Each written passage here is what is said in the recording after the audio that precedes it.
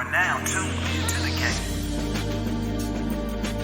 We are the gentlemen advancing the melanin evolution.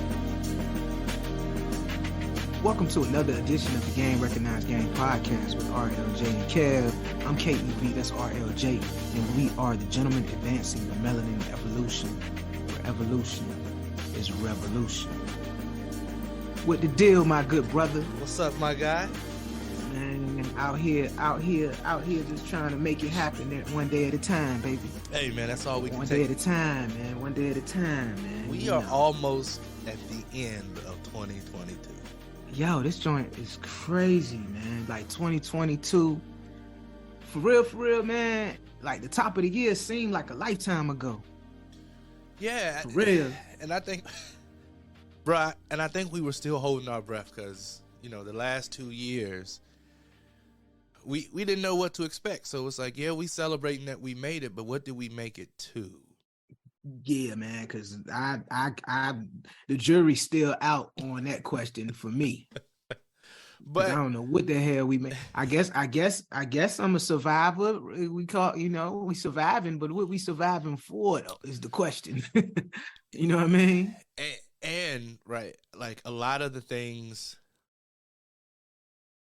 life continues to happen in addition to everything else that was happening, right? And I think if we take a few moments and we separate the craziness of the pandemic and then life still happening, right? If we separate the two, I think we can slowly but surely begin to process and feel the things that we're supposed to feel. But I think I know for me, just continuously in this space where you're still feeling the pressures because we technically aren't out of the pandemic. Nah, man, they talking about reissuing mask mandates in some areas of the country right now. Because of the numbers going up, plus the flu, plus RSV.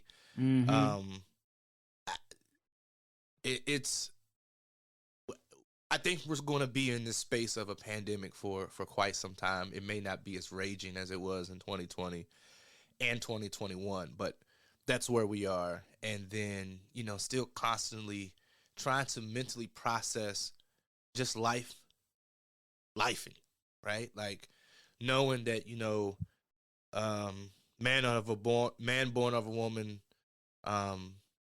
is sure to die, and his days are supposed to be full of trouble. But it's like, all right, right? Like I was checking in with you know, with you all, doing my gate checks, and just the brothers was talking about, you know, challenges and issues at work, and challenges and issues with relationships, and challenges and issues in the house, challenges and issues with, you know, raising children, and then family relations, and just challenging issues with life, bro. And it's hell, man, that's, you said brothers as in plural, but shit, that all that you mentioned was the gate check conversation you had with me, my nigga.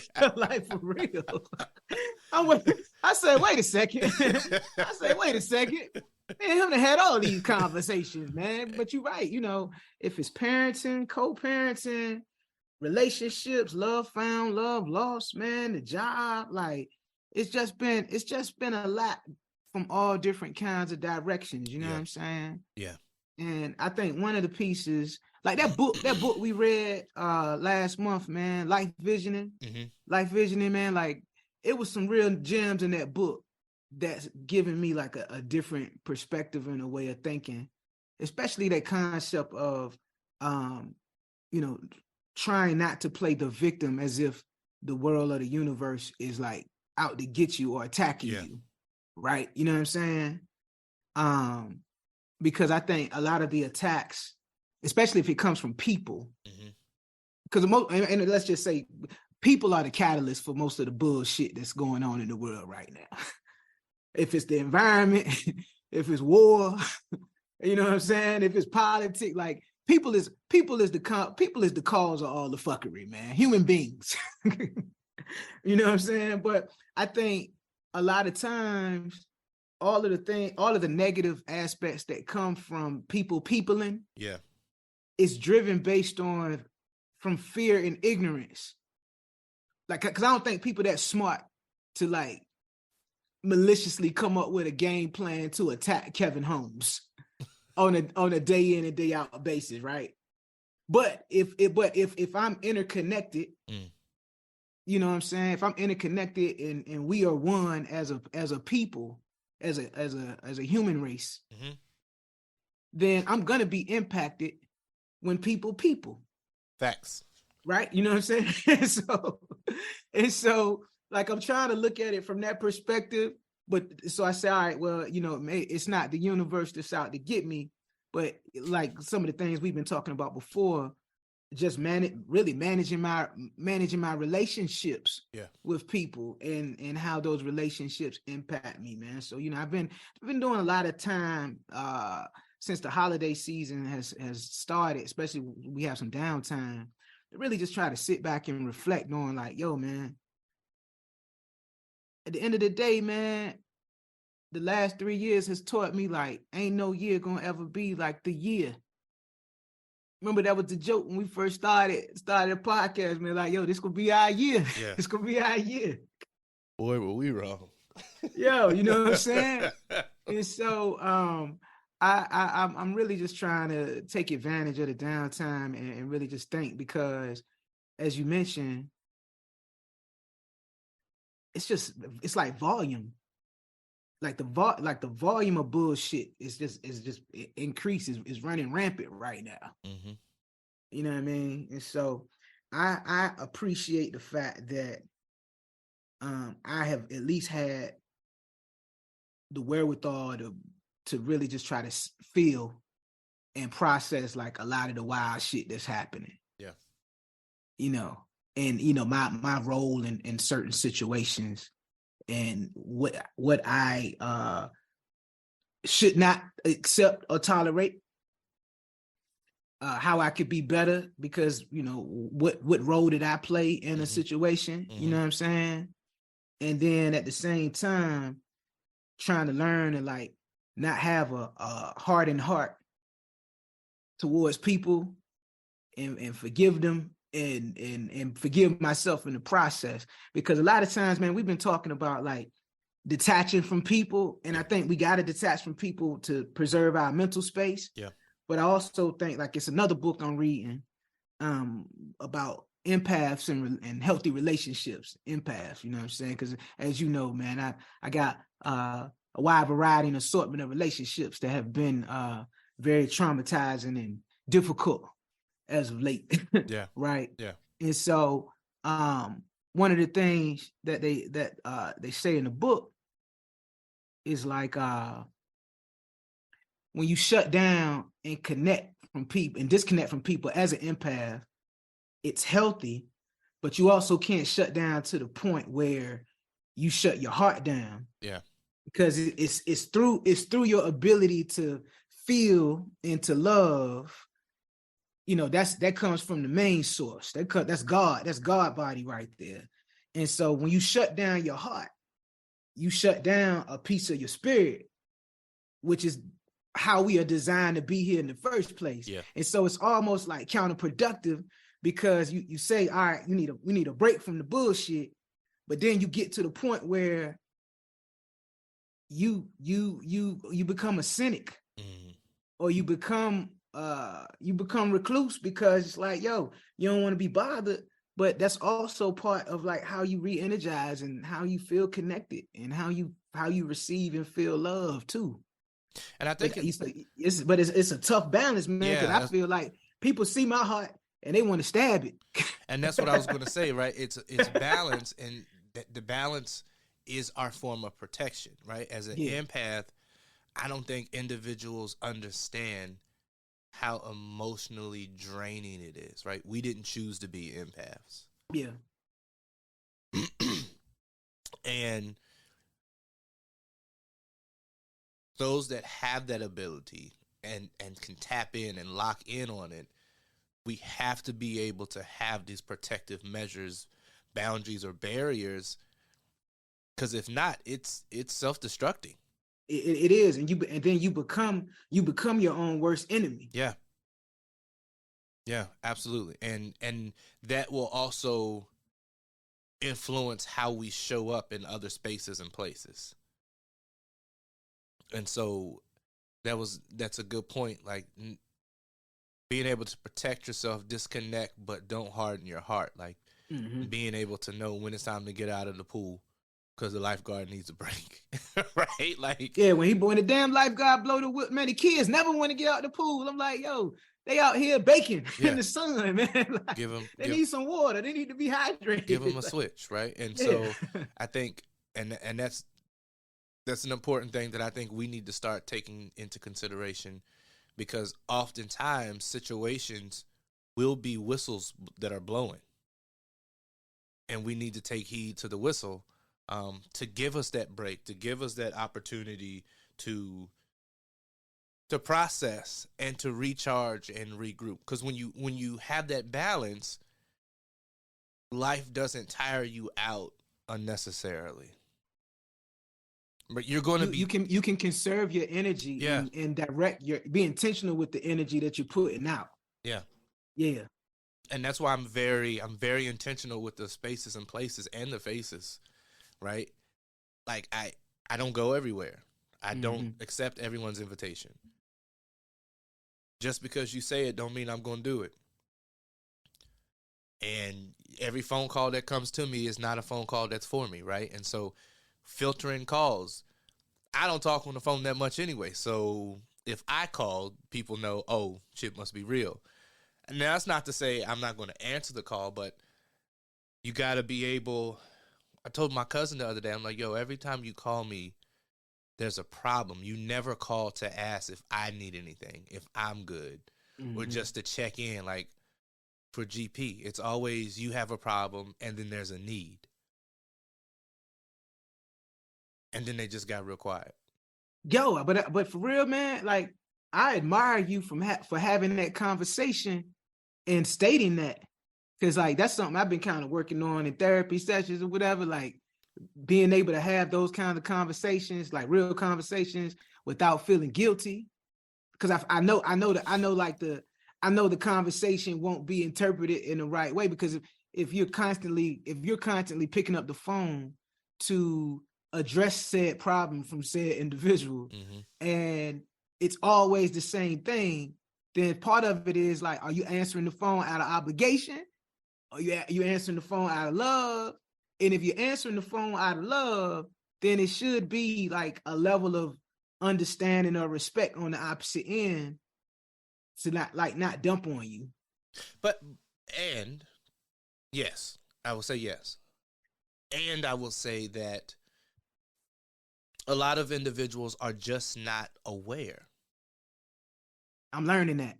They're just not aware, and it's not intentionally. They're just oblivious to it. And one of the things that I've been working with all of my clients, my singles and my couples, is how do we increase our awareness, emotional awareness, situational awareness, spiritual awareness? How do we become aware with what's happening? Right? Like I started doing a thing. If you call me and I answer the phone and you immediately jump into conversation, I'll hang up. And I did it to one of my friends 3 times. I said nothing. I answered it on speakerphone. You won't even believe blah, blah, blah. Click. They called me back. Man, you must be in a bad service area. I was like, hello? What's up, man? Can you hear me? I'm waiting for a proper greeting. Right? Like, don't just assume that I'm in the space to be your dumping ground. Like, yeah. Honor the person on the other end of this phone. Hello. How are you? How are you in a space to talk? I need to talk. Are you in, like, check in. People don't, they're not aware that, oh shit, maybe they have stuff going on too. It's not always about me. I need to be aware of what, because everyone is dealing with stuff. Everyone. Even if they don't tell you they're dealing with it, right? And one of my mentors, he's a minister. He he did a prayer workshop, and he said one of my prayers is, God help the people that are dealing with things that they never reveal to others.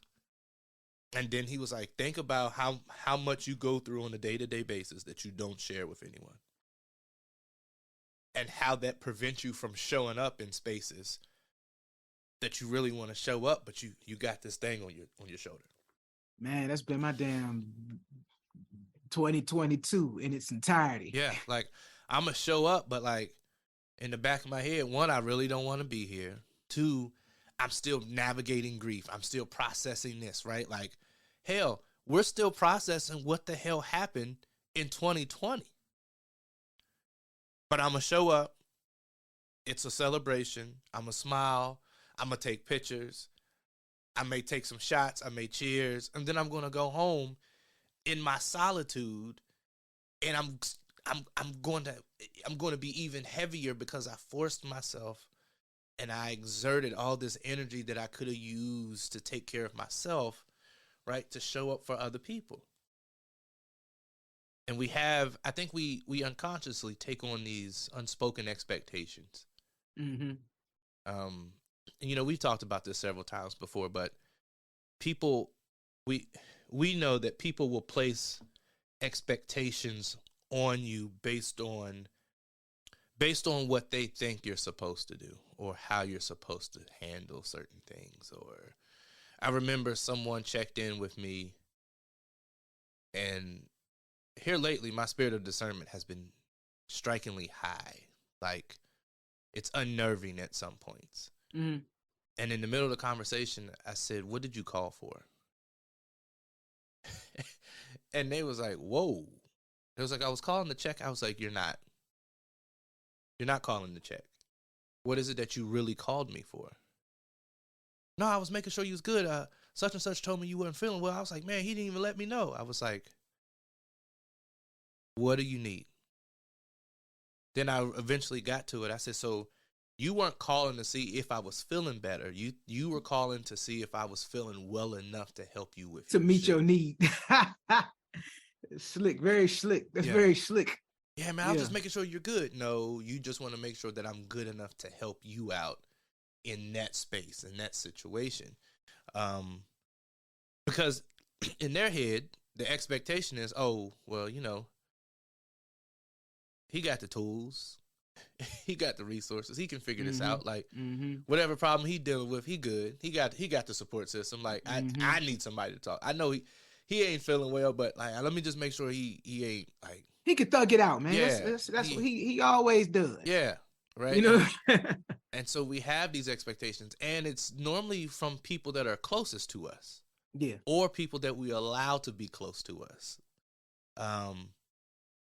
Family, I had to check a few other people. Like, if I say I'm not feeling well, what do you want? Oh, do you think you can? What part did you not hear? The I'm, the not feeling, or the well. and now I'm showing up as an asshole. Yeah. Because I didn't do what you wanted me to do, and I'm damn near I got the R. Kelly clip. I got the R. Kelly clip from here. I'm out here fighting for my life. I'm here fighting for my life. I can't even going? drop an album. I can't even drop an album in December without people complaining and getting taken off all the streaming services. Right. I dropped that album from jail. I'm out here fighting for my life. But that's what I thought about, man. And so I literally had to, dial it back, and I stopped taking phone calls, bro. Like, but see, I admire you though, brother Jay. I admire you. This is why, because like you know, it's unrealistic expectations out there amongst people, right? And you are at least diligent and trying to remain consistent of having those conversations and really getting to the meat of some shit if it don't look right. Mm-hmm. Me, I'll Martin Luther King that joint and turn the other cheek all day long until one day I just realized, like, I just got the shit slapped out of me, and I ain't Chris Rock, man. Everybody catching the clip. Right? And so I don't have, and I think we talked about it before, like, I don't have like the the filter or the buffer. You know what I'm saying? Like, oh, to have a calm conversation. That's what da da da da da. Because if I say something and I don't like the response that's coming from the other person, and I feel like I'm trying to like protect myself or defend myself, and I feel like they're not acknowledging it, then that shit just send me through the roof, man. I done cussed out a lot of mofos this year, bro. I done cussed out a lot of people this year, man. A lot of people. But I think in that space, right? And this is, I'm gonna give you a tool. I know this ain't even what we supposed to be talking about, but I'm gonna give you a tool. In that space, when you're having a conversation and you are in the calm space, I always tell myself, if it takes me away from my peace, then I need to move away from it. Mm-hmm. Right? Like if I'm at peace and I come to you and I'm having a conversation and you instantly escalate it, or you like, if I feel like I'm not being heard, I'll stop talking. And I remember one of my older cousins said, don't let him get quiet. Because when he gets quiet, he's gone. Mm-hmm. And it wasn't that I'm going to flip out. I will disengage. I will remove myself, and you will no longer have access to me. So if I'm coming to you in a calm situation and I'm saying, hey, this is what I'm experiencing and this is what I'm feeling, and then you flip it and you want to be the victim all of a sudden, you're going to be the victim by yourself. I will politely stop talking. I'll end the conversation, and you will lose access to me. Like, I'm not giving no explanation. I'm not sending a 30-day notice, no warning. I got people blocked in my phone. And I was like, man, I haven't heard from such and such. And then I looked. I was like, man, you didn't realize you had blocked them. I looked. I was like, oh. And then I remembered when I blocked them. Like 2020. Bruh, you better than me, Brother Jay, because I'm still trying to master that skill, man, because it took me a while to get here though. I feel better after I done cut somebody out, even though I know like, damn, I was probably wrong, but I feel better. Because I feel like I've taken enough from this person. Mm-hmm. You gotta catch a clip. But that's tiring, and that takes so much energy. Because after you do it, right, you got to go lay down. You got to sit down. Oh, yeah. I'd be exhausted, man. It'd be like the Incredible Hulk. You know what I'm saying? Like, I done hulked up, man. My pants is torn. My shirt ripped. I done busted out my shoes. And then when I calm down, I wake up as Kevin Holmes or Bruce Banner, man. And I got holes in the walls. I done fucked up something. And 9 times out of 10, it's my own shit. And you try to figure out what the hell? Nigga, man, I'm telling you, bro.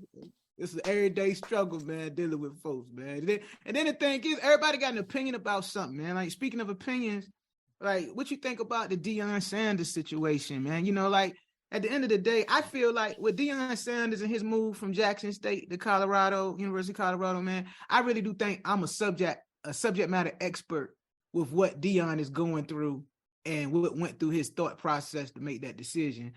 I'm just pissed because the same people that we normally talking about is the same people that's talking shit about Deion. Like he a sellout. He sold out the black community for leaving Jackson State to go to a PWI, and he sold out his people to get a bag. What else did I hear? He was never sincere.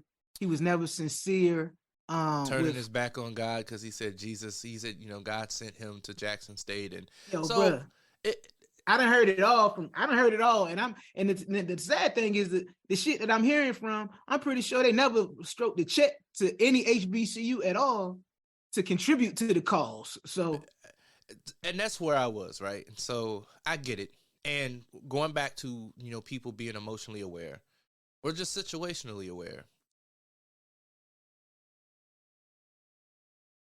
there is disappointment, right? Because what Brother Sanders brought to the national stage, the spotlight was put on not just Jackson State, but HBCUs across the map. And when I say that, I'm referring to a lot of the inequities that take place or are housed at the HBCUs. Lack of funding, lack of support, lack of sponsors, Um, and it was magnified, right? The HBCU experience holistically was magnified, the good and the not so good. Because everyone knows that, it ain't nothing like a HBCU homecoming. Oh, nah, man. Of course not. Because what black folks gonna do, like, they take pride in their school and they have this allegiance to the institution or their alma mater.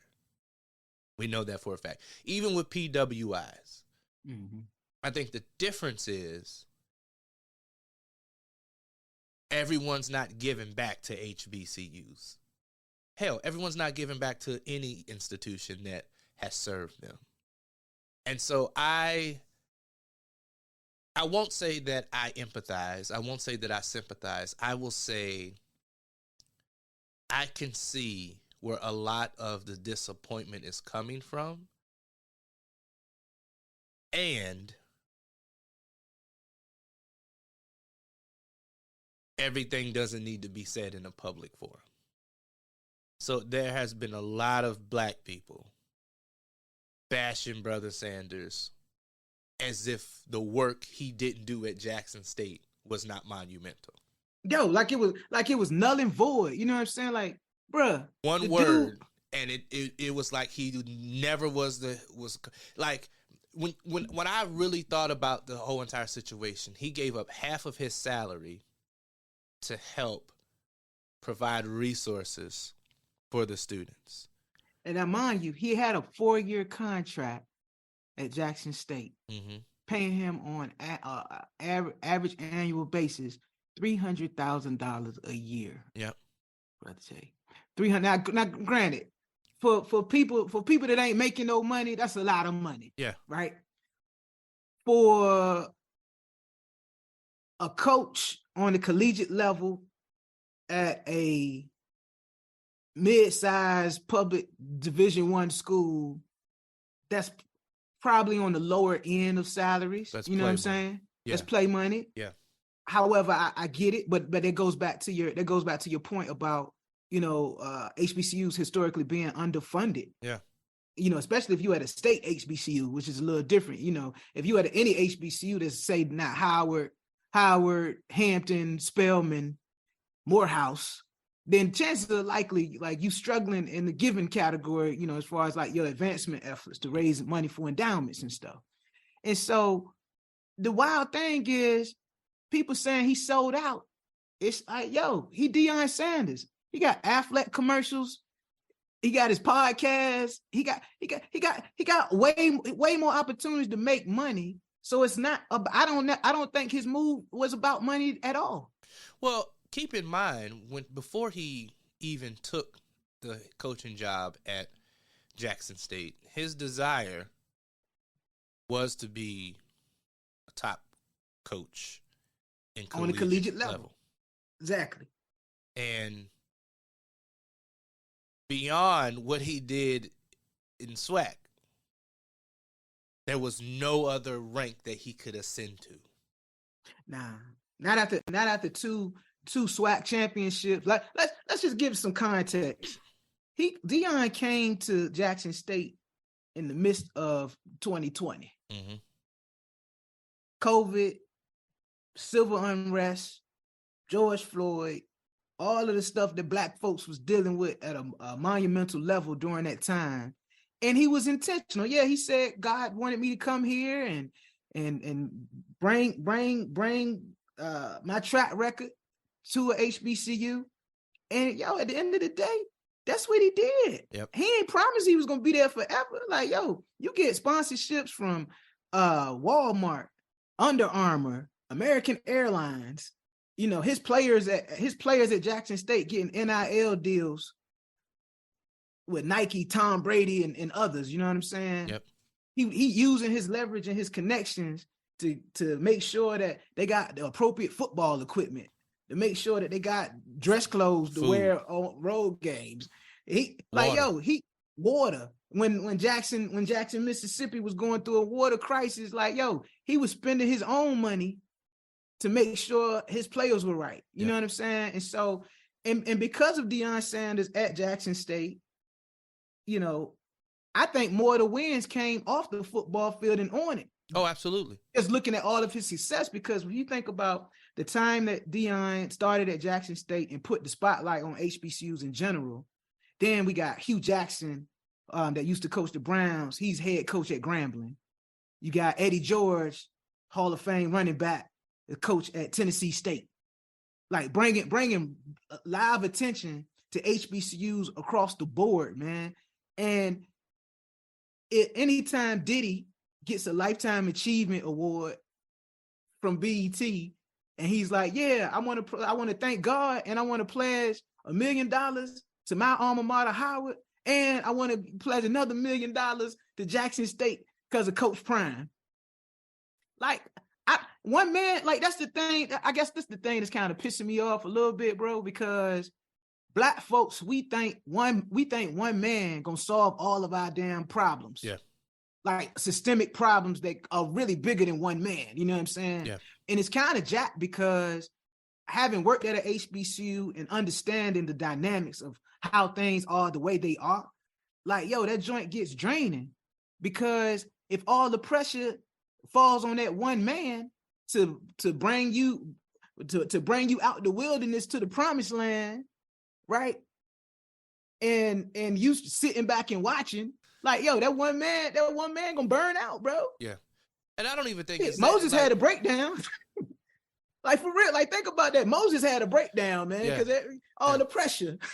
And I think it was troubling to me as I was watching and listening. Oh, he's selling out for the bag. And I was like, do you know how much more work he can do with the amount of money that he's been given in this new role? Because recruiting players, taking care of Black coaches, taking care of Black players. And I guarantee you, bro, Jackson State, like, he's still going to support what he started. I guarantee you. But just to hear some of the comments, it was entertaining, but it was also concerning.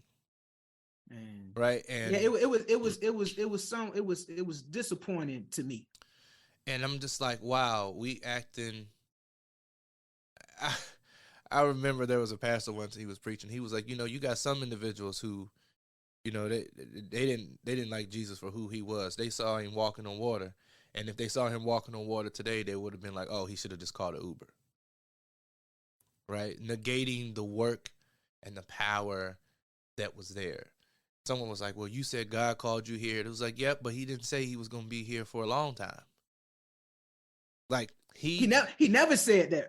He didn't say, Brother Jay, he never said he was going to be a lifer at Jackson State or a lifer at HBCUs or a lifer in SWAC. Like, yeah. They're going to make this decision, and he was going to die there in that role as an old man, because he was going to dedicate the rest of his life to saving an institution that didn't take full advantage of the sponsorship opportunities that were presented to Jackson State.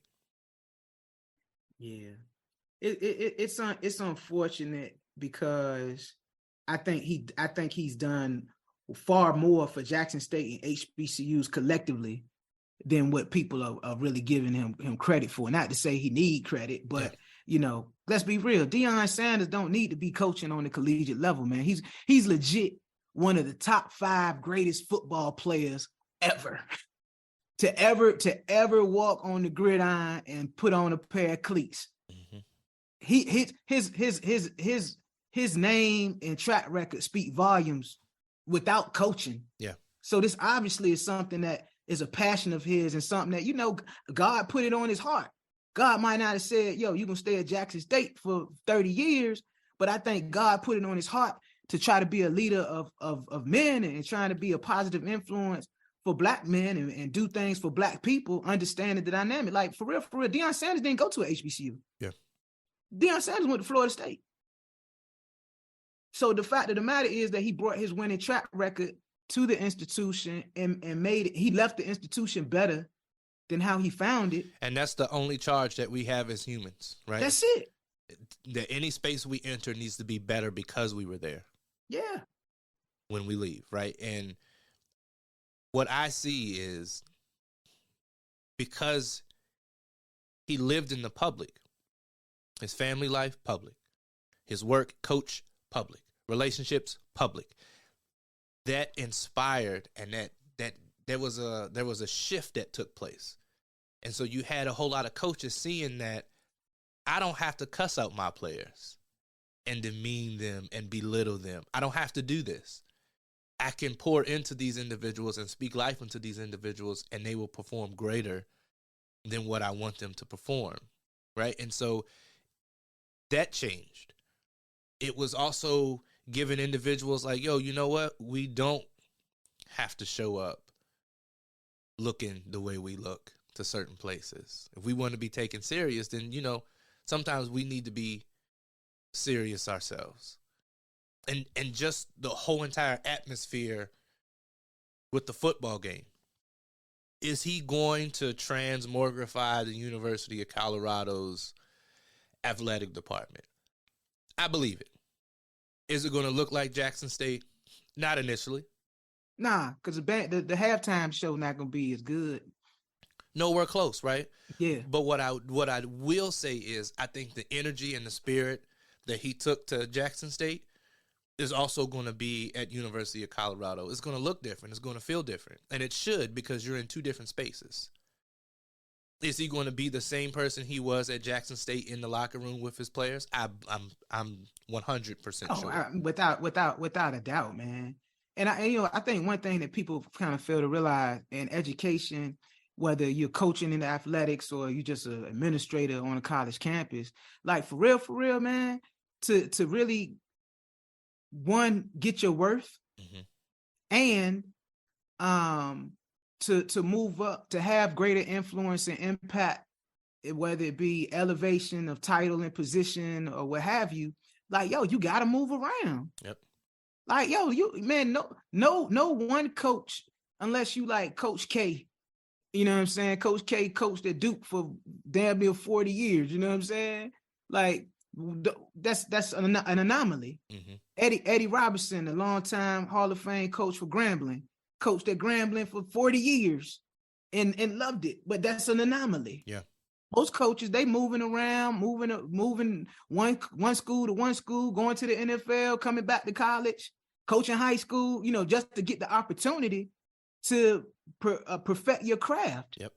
And so, like, I don't see why this man got to be a sellout for trying to elevate his coaching game and wanting the resources to do it successfully. Yeah. I mean, and like, I remember when, you know, during the game, someone broke into the locker room in the coach's stole office, his stuff. stole all his stuff.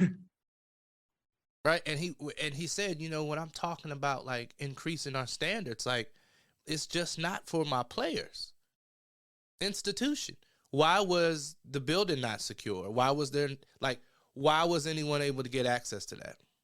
Dion was cutting the grass on the practice fields at Jackson State, man. Yeah. Like, he had a riding lawnmower and was cutting the grass because the areas that he needed cut, they didn't have the resources or the staff to do it. So he did it himself. Like, I don't know what part of that looked like selling out to me, man. And it's like, I always ask myself, I remember I was working in at a local organization, and there were some things happening, and I quit. I resigned. I gave him a month. I said, at the end of the month, I will no longer serve in this capacity. And it was funny because the individuals that knew what I was dealing with, oh man, you can't go, man. We were just getting started, man. We need you here, like blah, blah, blah, blah, blah. And I said, and how did you help me while I was here? And I remember I said this in front of one of the senior leaders. And everyone just like, I said, and how did you help me while I was here?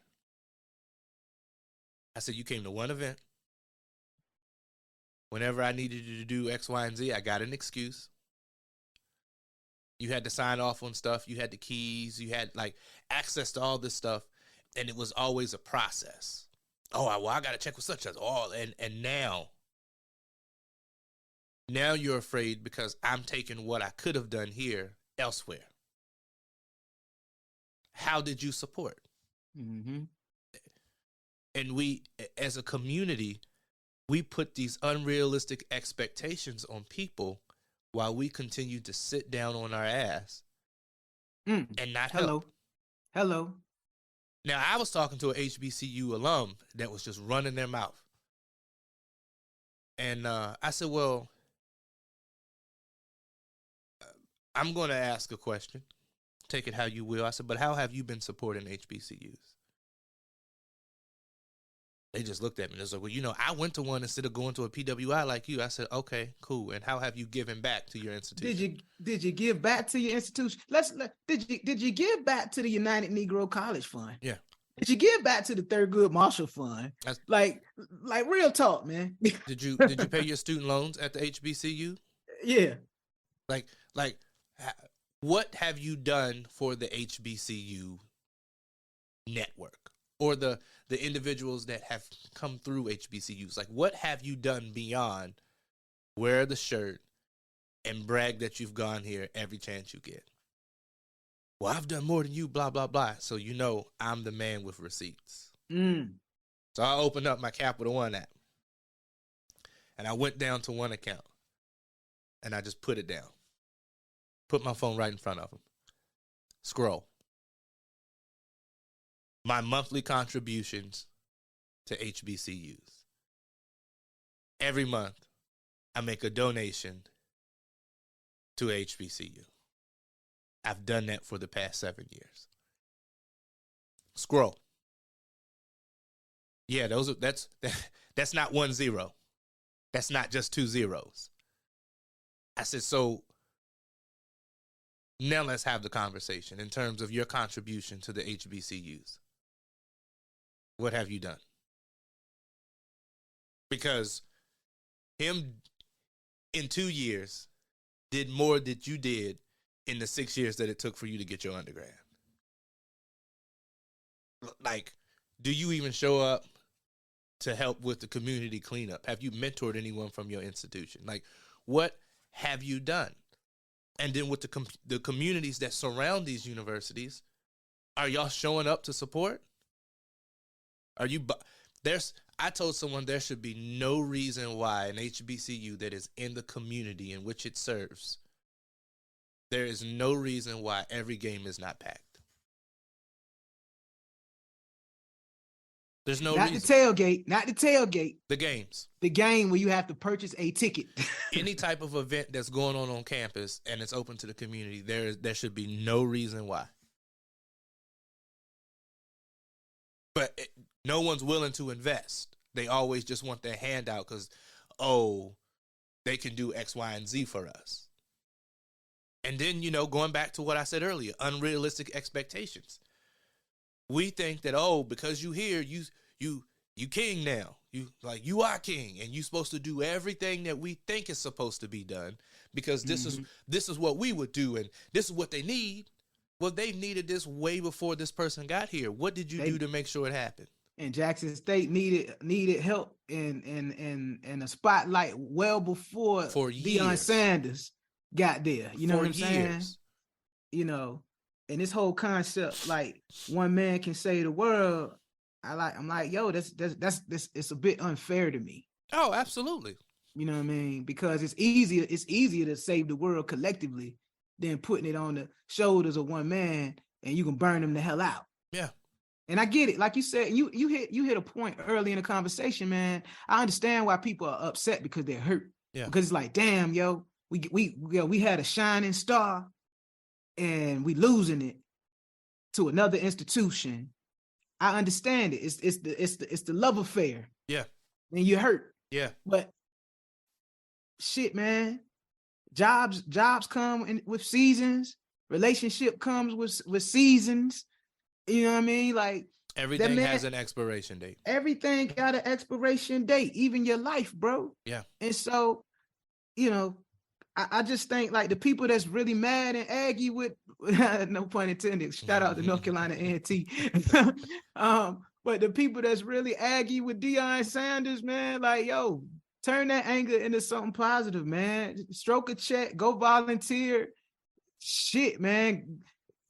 Help a student get a plane ticket home for Christmas break. Buy a book for a semester.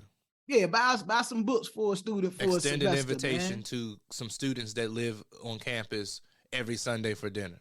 Yeah, or Like, every Sunday or Saturday to your place of worship to look out for the youngsters, man. Like do something, right? But we can no longer be on the sidelines complaining how the coaching is going, right? I said, every game you got players, you got coaches and critics always say more than the coaches, and many of the critics aren't even qualified to be players. Mm-hmm.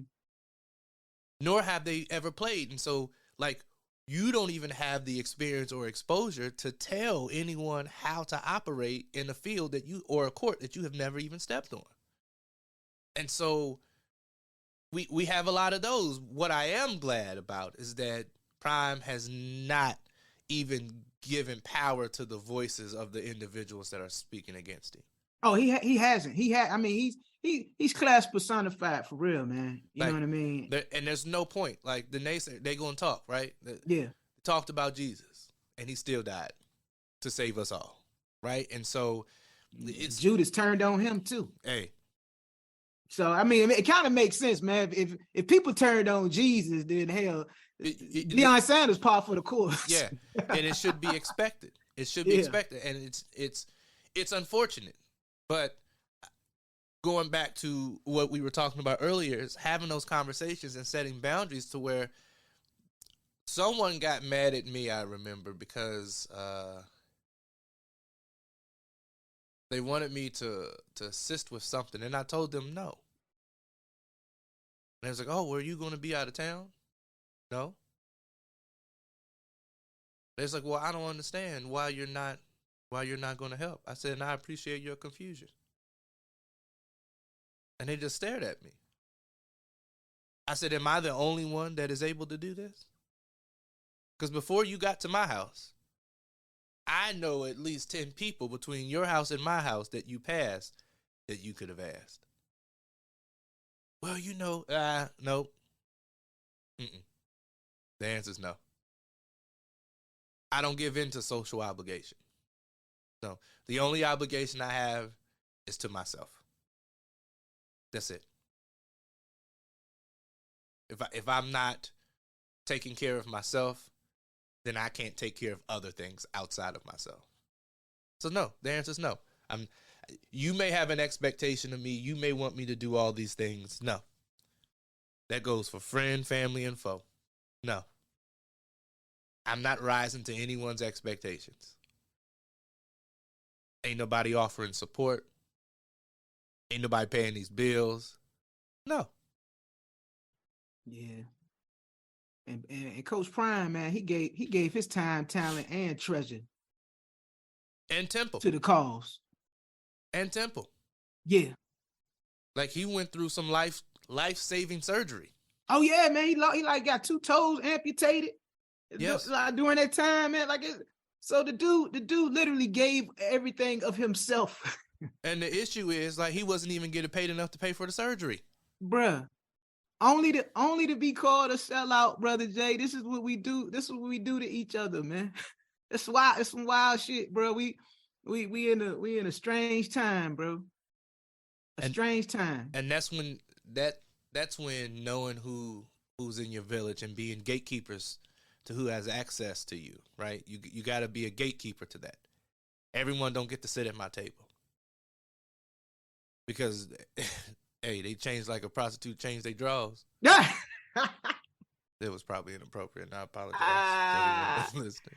Oh, right, but you just got to be a gatekeeper. So I'm excited for Coach Prime's next level, his new season. I'm excited to see his work continue in a different zip code, in a different region. And I'm also excited to see what comes next at Jackson State, because this ain't it. This ain't the end. Nah, it can't be, man. They if anything, I think that position is a launch pad for anyone who really wants to take their college coaching career seriously, because they gotta have a serious program now. Yeah. I mean, you take the baton and run with it.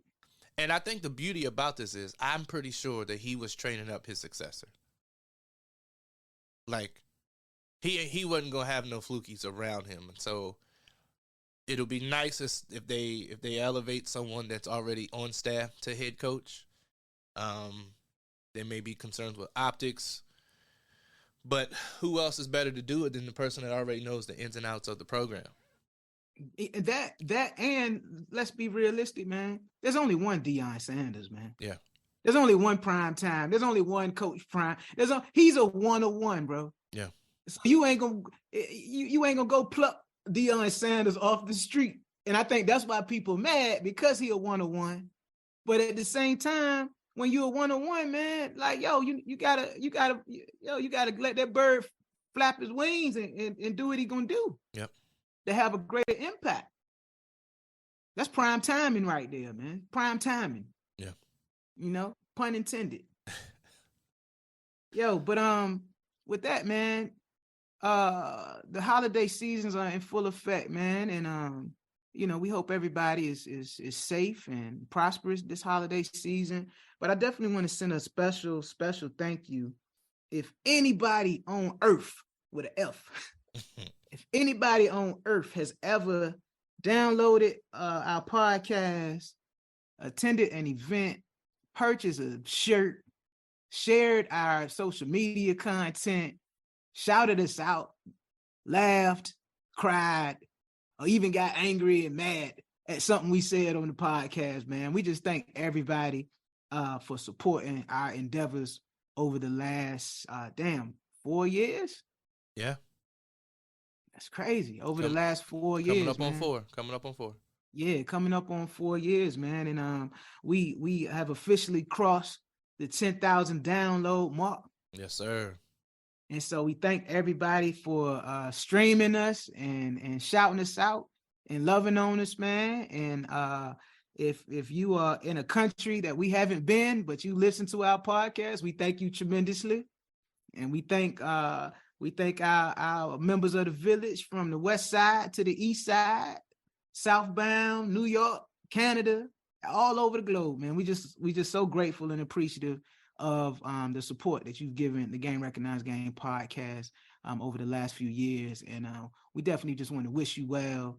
And we hope that you just have a great holiday season, man, and you get respite and joy and peace and all of the good stuff that we aspire to bring you. So